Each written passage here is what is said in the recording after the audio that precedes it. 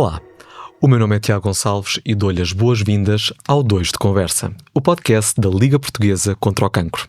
Aqui falamos abertamente sobre cancro, sobre tudo aquilo que caracteriza a jornada do doente oncológico, não apenas do ponto de vista físico, mas muitas vezes os desafios de ordem também emocional, não só para o próprio doente, mas também para os seus familiares e amigos. Aqui, em conversas sobre saúde, têm também lugar histórias inspiradoras, histórias que nos demonstram que muitas vezes conseguimos contrariar probabilidades e demonstrar que não há impossíveis. Ora, hoje recebemos Miguel Vilares, que nos vai falar sobre cancro da cabeça e pescoço, a importância da prevenção. Miguel, muito obrigado pela sua presença no 2 de Conversa. Começo por lhe perguntar: quando falamos de cancro da cabeça e pescoço, e sabendo que anualmente surgem cerca de 3.000 novos casos no nosso país, falamos concretamente do quê? Muito boa tarde, Tiago. Em primeiro lugar, obrigado pelo convite e por falar um pouco da minha área, que é a área que eu gosto e que sei que é importante a atuação. Quando falamos de cancro de cabeça e pescoço, basicamente estamos a falar de cancro da cavidade oral, orofaringe, que é onde existe a maior incidência de cancro, a nível das mucosas, das paredes da boca, da garganta. Mas não nos podemos esquecer também de outras áreas da cabeça e pescoço. A pele, as parótidas, glândulas salivares, parótidas submaxilares, a nível ósseo também. Enfim, toda a região da cabeça e pescoço pode ser sede exatamente deste cancro. Obviamente que será mais incidente e que maior a nível de toda a parede do tubo aerodigestivo alto, não é? Tudo que faz parte da parte respiratória. Estamos a falar da laringe, depois da faringe, depois da cavidade oral, o palato, a língua, a gengiva, enfim, tudo isso. Mas Miguel, se tivesse que identificar dentro dos cancros que existem na cabeça e pescoço os mais frequentes, quais seriam? Os mais frequentes são exatamente esses da orofaringe e da cavidade oral. Estamos a falar da língua e da parte laríngea. E porquê que isto acontece? Porquê que surgem mais nestas regiões? São cancros muito ligados aos hábitos dos doentes. Ou seja, em termos de etiologia do cancro, nós não podemos dizer que um determinado fator leva ao aparecimento do cancro. Até porque nós sabemos perfeitamente que existe muita gente que fala-se no tabaco, muita gente que fuma e que não tem cancro. Mas obviamente que existem alterações genéticas provocadas pelo próprio tabaco, pelo álcool, pela parte dentária e higienização dentária, e aqui é muito importante o papel da medicina dentária e da prevenção das cáries, dos traumatismos, em termos de fraturas, por exemplo, dentárias, em que vão traumatizando constantemente um bordo da língua e que a pessoa não dá conta. Isso vai originar uma alteração na sequência da cicatrização das células e provocar então aí o aparecimento de alterações celulares, as chamadas displasias e por aí fora, mais carcinomas e cancro e por aí fora. Em termos de tabaco, como vos disse, e em termos também do agora tão falado aí no HPV, no papilomavírus. Ou seja, aquilo que nos está a falar, Miguel, portanto, o tabagismo, o álcool e agora então o vírus do papiloma humano, que percebemos que afeta cada vez, ou que está presente, melhor dizendo, em cada vez mais portugueses, são fatores de risco, é isso? São, sim, exatamente, é isso tudo. Todos têm um fator e todos têm uma importância que lhes é dada e que obviamente, por exemplo, a soma do tabaco com o álcool aumenta em 4 a 5 vezes mais. É imenso. Portanto, eles separados têm uma etiologia e uma coisa definida, provocam determinada percentagem, mas quando eles são em associação, associados aí, sim. Ou seja, a incidência aumenta tanto mais quanto maior a conjugação de fator de risco. Parece-me importante sublinharmos também aqui um aspecto que é, sabemos que muitas vezes há aquela ideia de que eu não quero ir ao dentista porque tenho medo, porque tenho receio, mas percebemos também que o não ir ao dentista quando temos determinado problema pode isso mesmo constituir um fator de risco, porque não estou a resolver determinados problemas da cavidade oral que, consequentemente, cumulativamente com os fatores de risco que acaba de nos apresentar, pode levar ao desenvolvimento deste tipo de cancro. Repara uma coisa, o médico dentista é o profissional neste momento que se depara primeiramente com uma cavidade oral. Certo. Portanto, quando o Tiago vai ao dentista, por exemplo, Eu adoro. a primeira coisa que ele faz é abre a boca. Em qualquer outro profissional, nós podemos ter alguma coisa em termos de cavidade oral, mas não nos mandam abrir a boca, não nos fazem esse exame cuidadoso. E o dentista, efetivamente, é aquele médico que marca o início de toda um percurso para o tratamento de doenças da cavidade oral. O não ir ao dentista pode ser por receio, muitas vezes, obviamente que existe o medo e a dor que é infligida nas nossas crianças. Atualmente até nem é tanto, porque eles já estão mais... Sim, já desconstruímos isso um bocadinho, essa ideia do dentista associada à dor. E também muitas vezes, como falávamos, em termos de fatores económicos, acabam por ter peso, não é? É mais caro ir ao dentista, obviamente, que não são baratas. Miguel, falámos também que o vírus do papiloma humano, portanto o HPV, constitui também aqui um fator de risco, mas parece-me, corrija-me por favor se este dado não corresponder à realidade, que 90% da população sexualmente ativa já esteve em contacto com este tipo de vírus. O que é que podemos fazer para evitar, se é que podemos, este fator de risco? Esse fator de risco, hoje em dia, é muito difícil de evitar, a não ser pelo plano de vacinação, que está não é? desde 2008, que já está no plano vacinal português. Agora, é muito complicado, muitas vezes, atendendo aos comportamentos um pouco aleatórios, chamamos assim, hoje em dia, de dizer às pessoas para terem cuidado com a vacinação, têm que se vacinar, porque muitas vezes pensam que não... É uma moda. Que é uma moda e que não vale a pena. É uma coisa que ajuda bastante, obviamente, a vacinação, diminuindo essa incidência do HPV, a prevalência do HPV, vai também facilitar-nos muito nos dinheiros que nós gastamos em termos de prevenção de cavidade oral, de tratamentos, de outros, porque o cancro provocado pelo HPV até tem uma maior resposta em termos de tratamentos não cirúrgicos. Sabemos porque é que isso acontece? Porque tem a ver com a resposta que eles têm à própria radioterapia. Tem uma maior resposta à radioterapia do que o não provocado pelo HPV. São por isso mais fáceis de tratar? São mais fáceis de tratar. Muito bem. Sabe, Miguel, estava a ouvi-lo e há aqui uma dimensão que me preocupa, que é a componente do tabagismo e do alcoolismo, portanto o consumo de álcool e da prática de fumar. Sabemos que elas são fatores de risco e que, portanto, devíamos evitar, mas o que é facto também é que elas têm vindo a aumentar nos últimos anos, ou seja, há de facto aqui consumos crescentes, tanto do tabaco, sobretudo do álcool, diria. Pergunto-lhe, o que é que podemos fazer a este nível, tendo em consideração que estes são fatores de risco, mas culturalmente também parece que estas práticas estão instituídas na sociedade? Através de campanhas antitabágicas, não é? E anti-alcoólicas, eu acho que nós conseguimos chegar, mas essas campanhas, eu penso, e isso tem a ver com uma opinião muito própria, acho que essas campanhas deveriam ser associadas a estas campanhas também oncológicas, ou seja, porque muitas vezes o doente diz não fume, essas campanhas dizem não fumam, não bebam, porque isto é perigoso, que toda a gente sabe.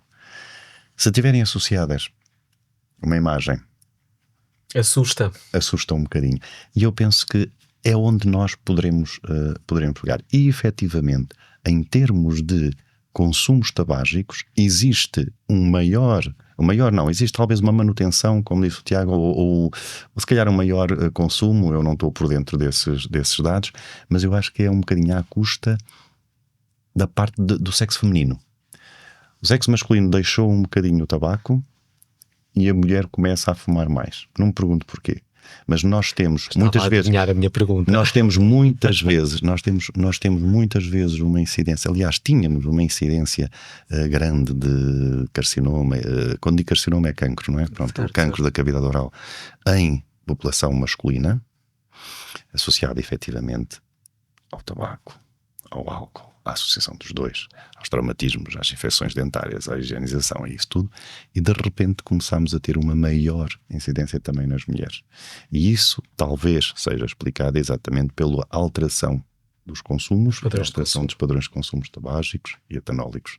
Mais os tabágicos do que os etanólicos. Bom, acho que fica então aqui o repto para, se dúvidas houvesse, evitar o consumo de tabaco e de álcool. Entre outros benefícios, também estamos então aqui a contribuir para a evicção de 2 importantes fatores de risco. Miguel, gostava agora que nos focássemos um bocadinho nos sinais aos quais devemos estar atentos e que podem indiciar. Calculo que seja desafiante a minha pergunta, porque os sinais associados, se calhar, a esta tipologia de cancro podem se confundir com outras doenças, com outros cenários. Mas ao que é que devemos estar atentos e que pode indiciar a presença de um cancro da cabeça ou pescoço? Em termos de exame exterior, e estamos a falar da pele, da cara, do pescoço em si, qualquer tumefação, qualquer nódulo, qualquer batata, como nós costumamos chamar, debaixo da pele que se note e que nós consigamos palpar, e que não desapareça passado 15 dias ou 3 semanas, deve ser um alerta. E deve obrigar essa pessoa a ir ao médico. Em termos de sintomatologia, aquilo que nós sentimos, imagina uma lesão na língua, uma úlcera, uma ferida que não cura, que insiste em ficar e permanecer e sangrar e aumentar em vez de diminuir. Todos nós, obviamente que todos nós temos direito a ter aftas, não é? Pronto. Mas a afta tem um percurso de vida e desaparece. Exatamente, as lesões oncológicas infelizmente não desaparecem, não é? Só desaparecem mediante os nossos tratamentos. E portanto, qualquer lesão, qualquer hálito assim mais fétido, mais mal incomodativo e que não se vê nada, pode ser um sinal de um cancro mais lá para trás, na parte perto das cordas focais, em que nós, obviamente, ninguém anda a mostrar as cordas focais, não é? Portanto, nem as consegue ver à partida. Portanto, é muito difícil esse diagnóstico, a não ser através de meios complementares, como uma laringoscopia.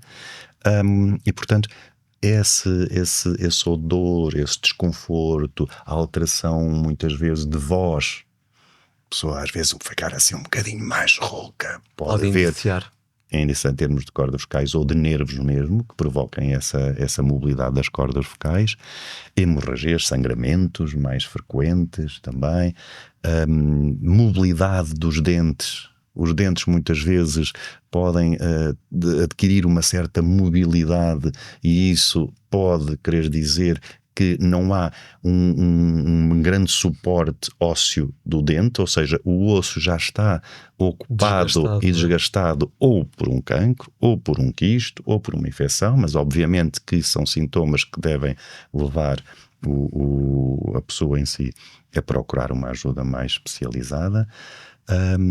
E alterações basicamente em termos, por exemplo, de funções que nós todos gostamos, de sabor, de olfato, de cheirar. Pode haver alterações em termos disso quando os cancros são localizados nessas zonas. E que, portanto, nos deve chamar a atenção e percebemos que, mas basicamente, se não desaparecer entre 2 a 3 semanas, devemos entrar em contacto com o médico. Basicamente, uma úlcera que não resolve em 2 a 3 semanas deve ser vista, a grande maioria, não é nada, obviamente, mas merece atenção e devemos então contactar o médico. Miguel, sim senhor, há aqui um contacto junto do médico. Como é que se diagnostica um cancro destes? Através de um exame clínico objetivo, como disse, através de mandar abrir a boquinha ao doente, através de uma inspeção muito bem feita, não só da parte anterior da cavidade oral, como também da parte posterior, através da manipulação, através das nossas mãos, palpar tudo muito bem palpadinho em termos de pescoço e cabeça, se há gânglios, se não há gânglios, se há aqueles nodos, aquelas batatas, e depois, obviamente, se dúvidas existirem, aí entram os exames complementares de diagnóstico. Para ter a certeza. Estamos a falar de ecografias, talvez o exame mais fácil. Estamos a falar de citologias, que é pequenas picadas que nós pedimos para aspirar um bocadinho dessa estrutura que nós não consideramos normal. e mandamos analisar. E aí Na citologia vemos as análises, as células, desculpe, que estão na amostra. Estão na amostra. E que podem, ou não, esperemos que não, ser cancerígenas. Exatamente. Muito bem. Ou suspeitar para isso. Ou suspeitar. Então, a partir daí, nós poderemos ter uma atuação dependendo dessa suspeição. Ser maior ou menor. Mas, obviamente, que será um doente que terá sempre o nosso acompanhamento, claro, até afastarmos a hipótese e a ideia de ter mesmo um cancro.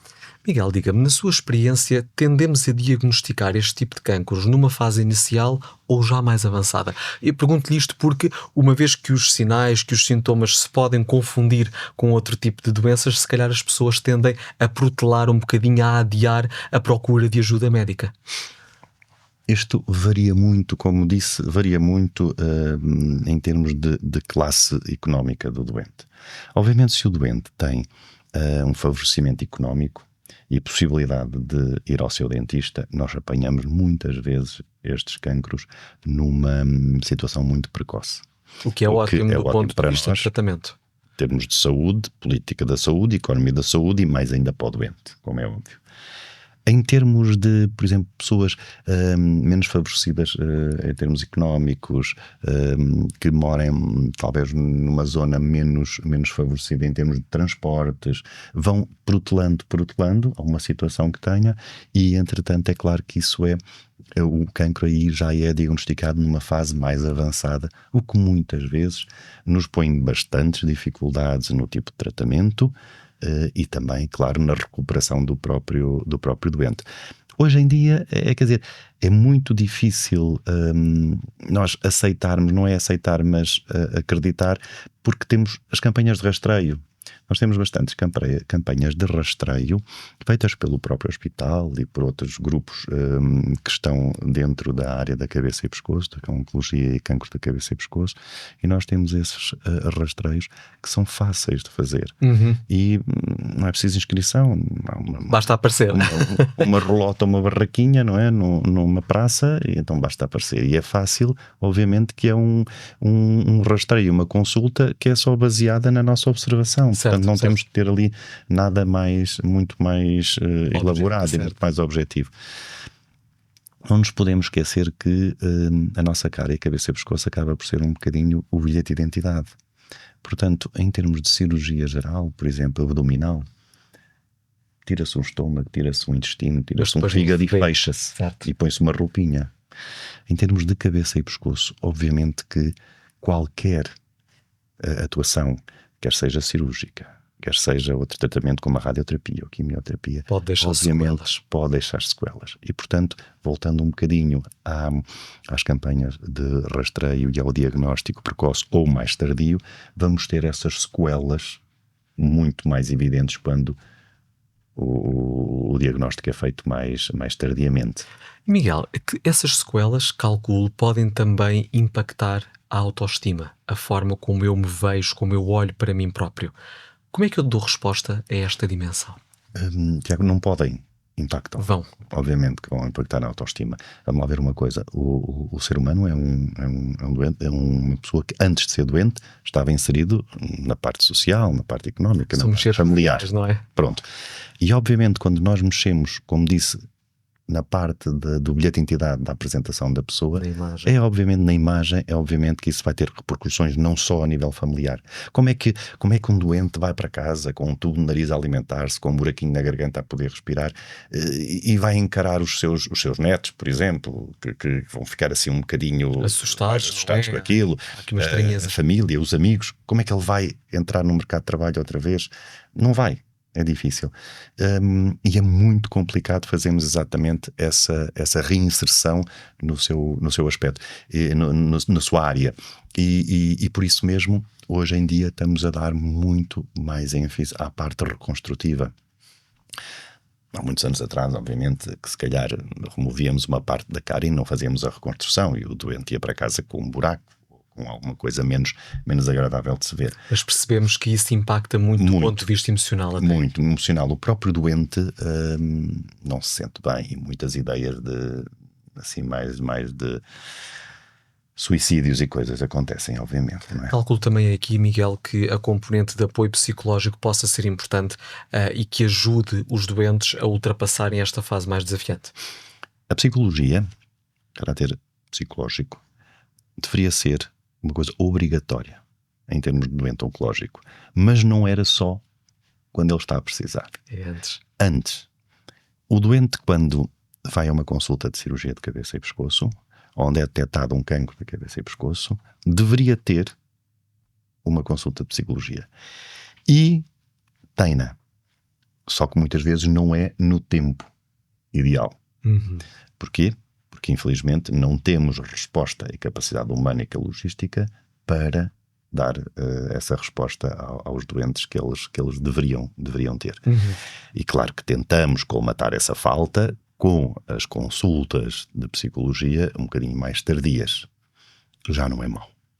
Mas obviamente que seria importantíssima o acompanhamento do psicólogo desde o início deste longo percurso que o doente tem, desde que vai entrar numa casa onde se faz só cancro da cabeça e pescoço, até o momento em que ele sai.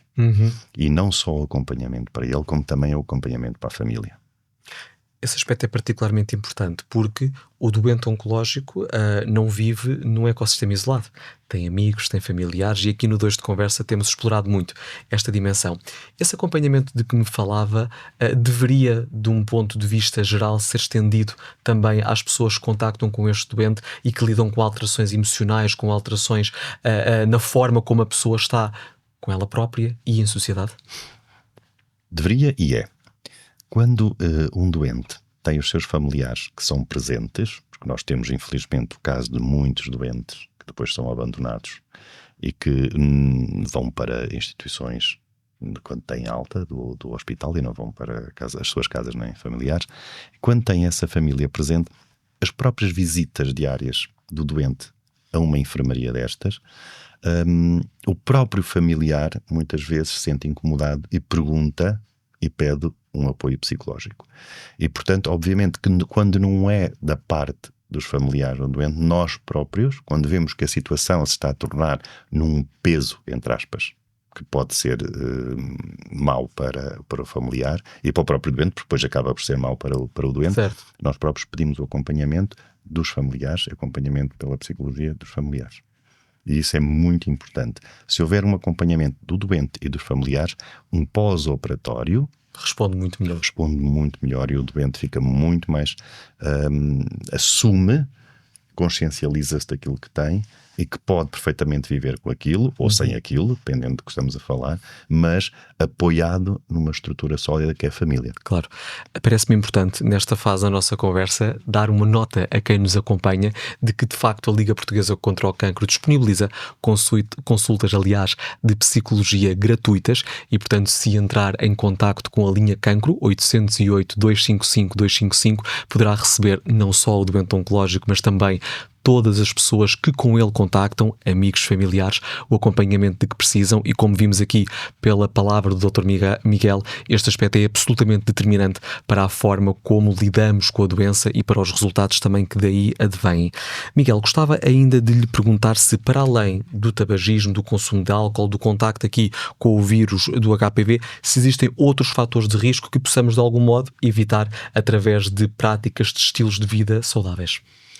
Obviamente, quando se fala em estilo de vida, em termos há muita coisa aqui dentro. Há muita coisa que, obviamente, nós não sabemos e nem temos a habilidade de querer saber. Certo. E generalizamos tudo um pouco com o que é saudável. Exercício físico, a alimentação mais em verduras, mais evitar um pouco os açúcares, evitar as gorduras, mas isso são situações que nós dizemos a toda a gente, não é só aquela pessoa que quer evitar o cancro, nem obviamente existem dados que nos permitem afirmar que uma alimentação X pode buscar. Agora, é claro que o que é que nós vamos ter? Vamos ter, se calhar, numa vida saudável, se aparecer o cancro, nós vamos ter uma maior capacidade de resposta. Porque o doente já é saudável, entre aspas, não é? Tem uma boa base. Já tem uma boa base. Sim. E isso vê-se perfeitamente nos nossos doentes, que têm muitas comorbilidades, e estamos a falar de patologias e doenças associadas. Um doente que vem não é só um cancro. Portanto, ele pode vir com um problema do coração, um problema dos pulmões, um problema das artérias, um Claro, e problema não das veias. podemos ignorar isto. E isto, obviamente, se uma pessoa tiver uma vida saudável, em termos de exercício físico e alimentação, é claro que em termos de alicerces onde o cancro se instala, é um alicerce mais poderoso e poderá responder e poderá suster mais um tratamento tanto cirúrgico como radioterapia e como quimioterapia. Outras vezes também são aquelas coisas que nós não podemos fugir. Um doente que precisa de fazer radioterapia.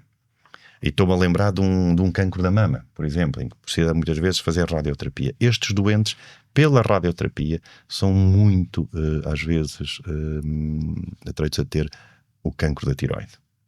Porque a radioterapia, obviamente, que vai incidir aqui mais na parte de baixo do pescoço, e isso, muitas vezes, estes doentes também são seguidos pelo tempo. Portanto, lá está, é a situação em que nós não conseguimos controlar, porque o doente tem obrigatoriamente que fazer a radioterapia, e, portanto, é uma questão de seguir o doente e saber que aquela radioterapia ali pode provocar outra patologia e vamos seguir mais nessa patologia. E, portanto, não só a vida saudável, há situações em que nós podemos efetivamente mexer, que é o tabaco, o álcool, a vida saudável, o exercício, essa parte toda, e há outra em que nós não conseguimos, não é? Claro, naturalmente. Miguel, vou aproveitar a sua deixa para dar mais um recado para quem nos acompanha, dizer-lhe que a Liga Portuguesa contra o Cancro coloca à sua disposição consultas de cessação tabágica, isto para doentes e não doentes, e ainda consultas de nutrição, como acabámos de ver, reside na adoção de estilos de vida saudáveis, uma ótima ferramenta para evitarmos o surgimento de cancro e também para lidarmos com ele quando surge. Dizer então que estas consultas estão disponíveis primeiramente através da linha Cancro 808-255-255. Portanto, esta linha, como já viu, é aqui um aliado poderosíssimo na jornada do doente oncológico e também da sua família. Miguel, estamos mesmo a chegar ao final, mas não sei antes pedir-lhe que deixasse uma mensagem final para quem nos acompanha. A mensagem final eu acho que é um bocadinho o resumo do que nós falámos aqui, Tiago. Obviamente que passa por uma consciencialização de que o cancro existe, do não ter medo, ter respeito, mas não ter medo por essa patologia tão forte que nós conhecemos, que é o cancro, porque quando é diagnosticado a tempo, obviamente que tem tratamento. E nós temos uma boa taxa de sucesso quando eles são diagnosticados precocemente. Existem para tal estas campanhas de rastreio que se fazem várias vezes por ano, que eu acho que o doente, as pessoas têm que estar mais alerta e aderir mais, e fundamentalmente evitar tabacos, álcoois, esses estilos de vida mais que podem provocar menos benéficos para a própria saúde. E isso é transversal a todas as patologias e a todas as doenças. Claro. Mas fundamentalmente ter cuidado de fazer um exame diário da própria cavidade oral, não desvalorizar qualquer situação anormal que não esteja bem na vida diária do doente, e, portanto, procurar sempre ajuda quando há dúvidas. Claro que sim. Miguel, muito obrigado pela sua presença no Dois de Conversa. Quanto a si que nos acompanhou, percebeu então que está também do seu lado a possibilidade de evitar muitos dos fatores de risco que levam ao surgimento não só deste tipo de cancro, como de outros que o Dr. Miguel teve a oportunidade de nos elucidar. Portanto, evitar o consumo de álcool, o consumo de tabaco, a prática de exercício físico é absolutamente essencial, evitar também uma exposição solar excessiva. Portanto, já conhece estas dicas todas que temos vindo a falar no podcast 2 de Conversa, o podcast da Liga Portuguesa contra o Cancro. O meu nome é Tiago Gonçalves, despeço-me até ao próximo episódio e já sabe, prevenir é sempre a melhor solução. Até lá, fique bem.